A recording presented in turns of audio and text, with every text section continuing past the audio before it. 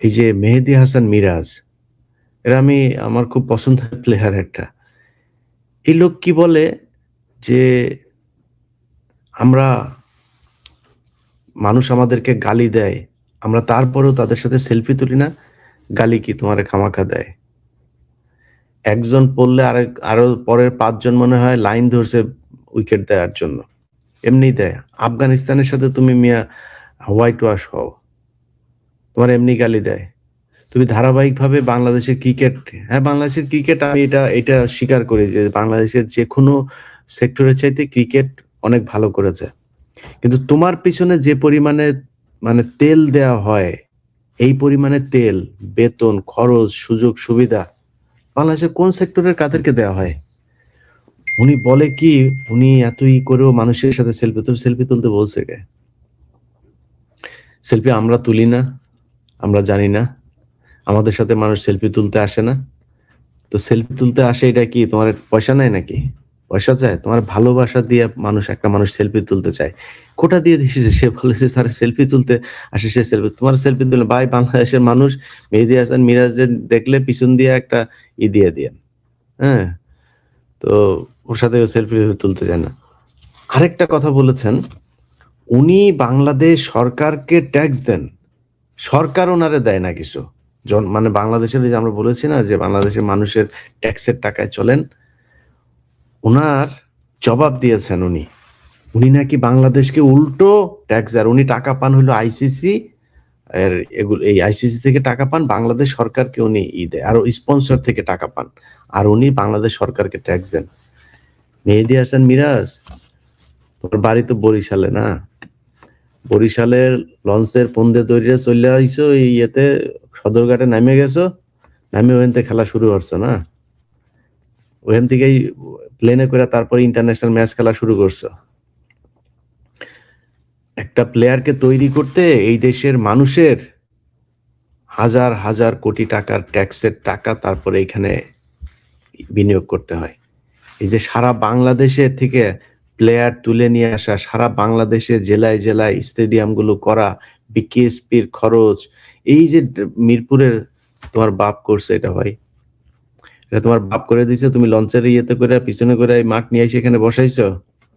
তুমি খালি ধাপ করে একটা প্লেয়ার হয়ে গেছো, আর তোমার এই প্লেয়ার বানাইতে এই দেশের সরকার, এই দেশের জনগণের কি পরিমাণে টাকা, এই ক্রীড়া মন্ত্রণালয়ের কি পরিমাণে টাকা খরচ, এটা তোমার মাথায় নাই। তুমি খালি স্পন্সর আর আইসিসি, তোমার বাপ লাগে, তোমার টাকা দেয় খামাখাই। আইসিসি এমনি তোমার টাকা দিয়ে দেয়, তোমার এমনি প্লেয়ার বানাই দিল, এমনি আইসিসি তোমার বরিশাল থেকে ধরে নিয়ে গেছে খেলা করতে। তোমার এই প্লেয়ার বানানোর জন্য এই দেশের সরকারের, এই দেশের মানুষের টাকা পয়সার এই যে এই সরকারের বিশাল একটা ইনফ্রাস্ট্রাকচার যে এখানে দাঁড় করানো হয়েছে কয়েক যুগ ধরে, গায়ে লাগে না এটা? হুট করে এসে হয়ে গেল তুমি মিরাজ হোসেন, আর তোমার প্লেয়ার হয়ে গেল, যা স্পন্সরদের কাছ থেকে টাকা নিয়ে আসলা। এত সোজা? নির্লজ্জের মতো সে কালকে এই কথাগুলি বলে, আমি অবাক হয়ে আছি যে এই ছেলে বলে কি। তার সাথে সেলফি তুলে বিশাল বাংলাদেশের মানুষের উদ্ধার করে দিয়েছে। আর বেটা, সেলফি একটা মানুষের সাথে যার সাথে তুলতে আসে, এটা আমার ভাগ্য, এটা আমার কপাল। আমার কাছে মানুষ আসে সেলফি তুলতে, আল্লাহর কাছে শুকরিয়া কর বেটা, তোর মানুষ সম্মান করে। এটা পৃথিবী দিয়ে এটা কিনা পাওয়া যায় না। তার কাছে করতে আসে, মানে বিশাল আকারে উদ্ধার করে ফেলছে এই দেশের মানুষরে। আমার সাথে সেলফি, আমরা তো সেলফি তুলি তাদের সাথে। ওরা দেখলে এরপর থেকে আপনার জুতাটা খুইলা জুতা দিয়ে সেলফি তোলাবেন ওর সাথে। জুতা নিয়ে ধরবেন ওর গালের মধ্যে, এরপরে সেলফি তুলবেন, আমার জুতার সাথে সেলফি তোল। সেলফি তুলতে আসে তাই এর সমস্যা। মাঠে এরপরে ওরা খেলতে যাবে, পারফরমেন্স খারাপ করলে ওই স্টেডিয়ামের আপনার যখন ওই যে ইয়ের ভিতরে ঢুকে না, ওদের ড্রেসিং রুমে যখন ঢুকতে যায় ব্যাট ট্যাট নিয়ে, সবাই সালাম দিবেন, এগুলিরে সবাই মিলে সালাম দিবেন। পারো না ছিটতে খেলার সময় এখানে এসে বড় বড়, এই যে মিঠুন নামে এক ছেলে, সে সংবাদ সম্মেলন করলো। এরা আমি গত 2 দিনে টেলিভিশনে যতবার দেখেছি, ততক্ষণ আমি তারা কোনোদিন বাংলাদেশের কোনো খেলার ক্রিকেট ম্যাচের মধ্যে তারা আমি দেখি নাই। মানে এই এত লম্বা সময় সে কোনদিন ব্যাট করেছে কিনা এটা সন্দেহ আছে আন্তর্জাতিক কোনো ম্যাচে। হে বিশাল বড় মাস্তান। যারা খেলা করে কই, তৌহিদ হৃদয় কই, ওই তাসকিন কই, মুস্তাফিজ নিয়ে সমস্যা।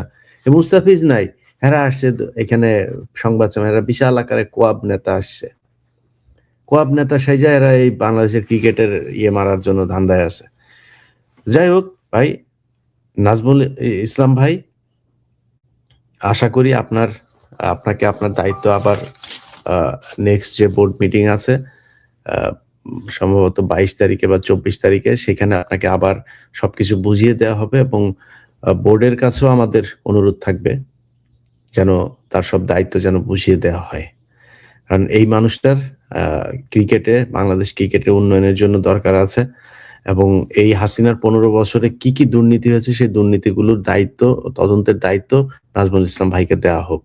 তিনি যদি দায়িত্বগুলো পান তাহলে আমার মনে হয় তিনি একাই না এবং বোর্ডের যারা আছেন আপনারা ভাই, এই যে আমিনুল ইসলাম বুলবুল ভাই, সাখাওয়াত ভাই, আসিফ ভাই, আপনারা যারা আছেন ভাই, আপনাদের সবাই মানে নিজের গা বাঁচায় চললে হবে না ভাই, আপনাদেরকেও ওনার পাশে থাকতে হবে, আপনাদেরকেও এই দায়িত্ব নিতে হবে।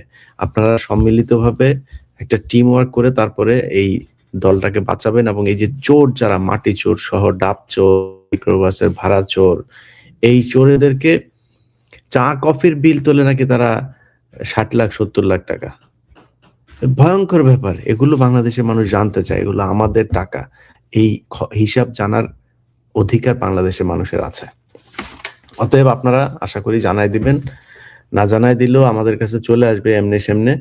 সো আমরা বাংলাদেশের মানুষকে এটার ব্যাপারে জানাবো। নাজমুল ভাই, আপনার সাথে বাংলাদেশের মানুষ আছে। কষ্ট পাওয়ার কিছু নাই ভাই। আপনি চুরি করেন নাই। সততার সাথে কাজ করেছেন। আপনার কথায় ভুল থাকতে পারে, একটা কথা কিভাবে কোন সময় বলা উচিত ছিল সেটা ভুল হইতে পারে। কিন্তু কথা যেটা বলেছেন সেটা সঠিক বলেছেন।